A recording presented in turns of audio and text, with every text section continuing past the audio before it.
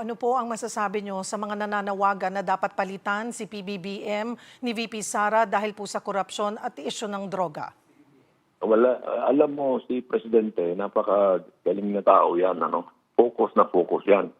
At I think of all the people who fight for the presidency, he was the most qualified. It turned out to be true when I observed him working at close hand. So, maraming, yung focus na focus siya. Ang lagi kong sinasabi sa kanya, maswerte ako dahil ang aking amo ay si Abuga.